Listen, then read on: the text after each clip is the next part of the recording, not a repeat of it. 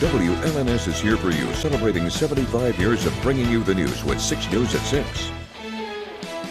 NAACP leaders are calling for the resignation of the East Lansing police chief after her alleged racist comment.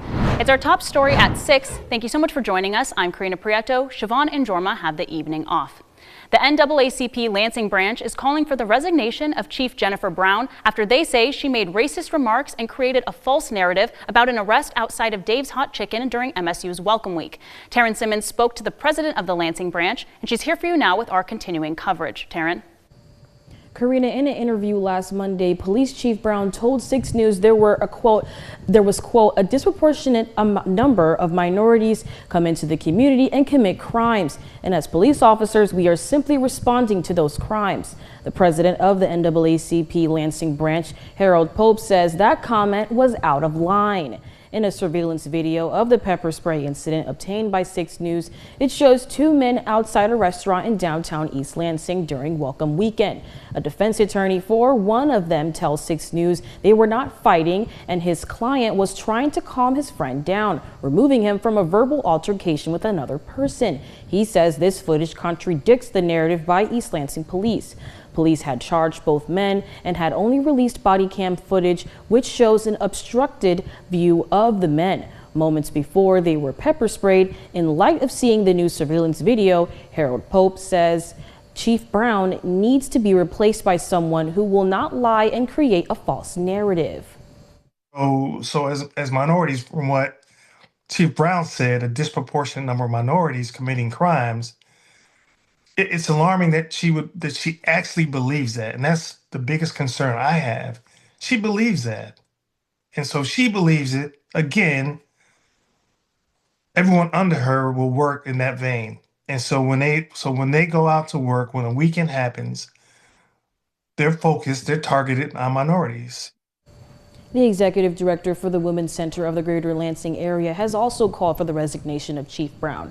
We've reached out to Chief Brown for comment, but we received an automatic reply stating that she'd be out of the office until October 20th. We've also reached out to the city manager, but have not yet heard back. Karina, back to you. Thank you for that update, Taryn. Michigan State University students are speaking out after a student activist was accused of harassing and intimidating University President Kevin Guskiewicz. According to a complaint filed with the Office of Student Support and Accountability, student Eli Folt was aggressive when he walked up to Guskiewicz during an annual club fair. The student reportedly was questioning him about what demonstrators say are ties to the country of Israel. This afternoon, Folt and members of pro-Palestine Huria Coalition held a demonstration. They say MSU's decision to seek disciplinary charges is a warning to those who would oppose the school. At this level, there is no hiding away from it. This is his job. He is responsible for listening to his students. And when there's an atrocity at this scale, we demand that he speak on it. At least meet with us in good faith and talk about divestment and what the university can do to end its complicity in genocide. According to an interview with the State News, President Guskiewicz says he never filed the complaint against Foltz or asked anyone to. 6 News has reached out to MSU for comment. We'll let you know when we hear back. Well, you might think there would be a flurry of activity in Washington, D.C. as we enter the 9th day of the government shutdown. But the Senate went home until at least Tuesday, and the House has been out even longer, having passed a budget bill. Congressman Tim Walberg, whose district includes Jackson and Hillsdale, says it's on Democrats in the upper chamber to get the government back on track. But if Senators Peters and Slotkin and others, along with Chuck Schumer, want to shut government down and not support those vital functions, including our military families, that's a shame. And I would hope that our Michigan citizens would make some calls and say, listen, the time has come to move forward to get to regular order. And then you can negotiate anything you want in the process of what takes place in the appropriations process. And be sure to stay with CBS News and 6 News for the latest updates on the government shutdown, both on air and online at WLNS.com. One of 5 German Shepherd puppies turned into Ingham County Animal Control and Shelter on Thursday has been given the presumptive diagnosis of distemper. Distemper is an infectious virus with a mortality rate of 50 to 80%. Younger and elderly dogs are more susceptible. The disease causes neurological symptoms but begins with upper upper respiratory systems. There is no treatment for the virus itself. The disease can be prevented with a vaccine, which is given in a series of shots. Unfortunately, as of this morning, one of the puppies started displaying some signs of an illness, what we believe may be distemper. We did find out that, to the best of our ability, these puppies have never received any medical care, any veterinary care. Confirmation of the diagnosis will have to wait for blood tests to return next week. In the meantime, the 5 dogs have been isolated and are being treated for their symptoms. The homecoming parade is going on in East Lansing, and our Delaney Rogers is at the parade. How are you enjoying everything, Delaney?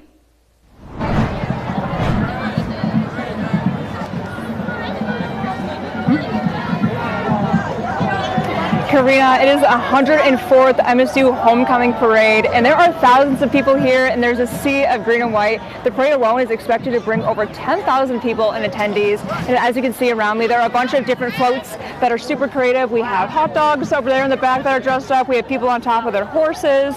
You know, we have floats everywhere, from student organizations to the marching band to people just promoting their businesses, and there are a lot of creative ones, and there are over 100 floats here being judged for things like appearance or energy or best student group. And we're pretty close to the front of the parade, but these floats extend far down Abbott Road, and the energy in East Lansing is super high. The parade is just starting off, so we're going to start moving in just a second here. It starts off on Abbott, goes all the way down Grand River, and it ends at Farm Lane. It should be wrapping up around 7:15. Now I'm going to go hand out candy to some kids, but we'll have more for you at 6 News at 11. Here for you in East Lansing, Delaney Rogers, 6 News. From Storm Tracker 6, this is Weather First, sponsored by Auto Owners Insurance. Simple human sense. And thankfully, it does look like the weather for the homecoming parade at MSU is going to be fairly nice. We are dry right now, but still keeping an eye on some activity off to our west. Before we get to that, let's take a look at our pics on 6. This lovely picture comes to us from Bruce over in Langsburg. You can kind of see that lake in the background there reflecting some fog. Remember, you too can see your picture featured right here on 6 News at 6 every evening. To do so, just upload your photo to WLNS.com/share. Again, satellite and radar for the most part shows dry and mostly cloudy conditions across mid-Michigan this evening. However, notice just now moving into over towards Berry County and over near Kalamazoo, we still do have a couple of sprinkles that we'll need to keep an eye on. As of right now, it looks like the events in East Lansing will be in the clear. The precipitation that we have seen thus far is all generating ahead of what's a fairly strong cold front, which is going to be able to bring our high temperatures down actually below average as we move into the start of the weekend. The good news is, even though the system will be bringing some briefly cooler temperatures to our region, it is incredibly quick moving. We'll begin to dry things out overnight tonight, holding on to dry conditions as we move throughout our Saturday. Even though this area of low pressure itself will still be somewhat close to our region, it looks like at that point in time it will be breaking apart. So for Saturday, we have mainly dry conditions in the forecast.